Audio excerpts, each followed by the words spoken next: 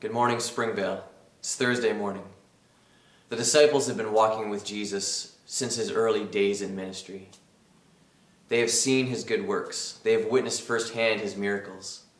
They have heard his teachings, and truly they believe that he was who he claimed to be. Jesus Christ, the Son of God, the one who would come to save us. But even with them, there was still some doubt and some questions. Maybe it was brought on by Caiaphas, the high priest, who was telling the religious leaders of the day that it was better for one man to die than for the nation to crumble. Maybe Judas thought he could do something about that, make some extra money at the same time. So with one kiss on the cheek and guards in tow, he identified Jesus as the man that he was about to betray. As Jesus was shackled and taken away by the guards, Peter and a friend of his followed them to Caiaphas' place.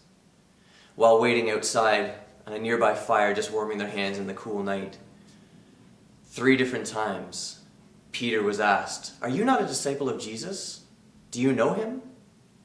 3 different times Peter denied that he knew Jesus.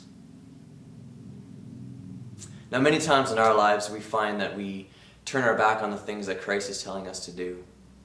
Maybe in moments and situations with friends or family, we deny even knowing Jesus, or we stay silent.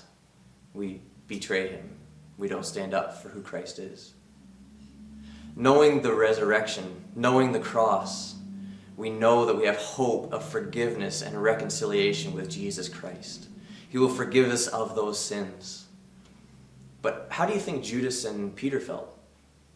They had not known that Jesus would go to the cross, that he would suffer and die for our sins, that he would rise victorious and offer forgiveness.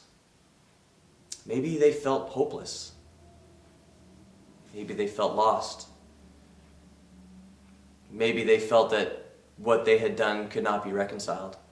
Judas made sure that that would never happen. He took care of his own situation.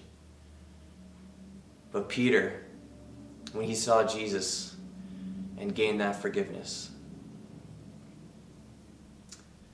where is your hope?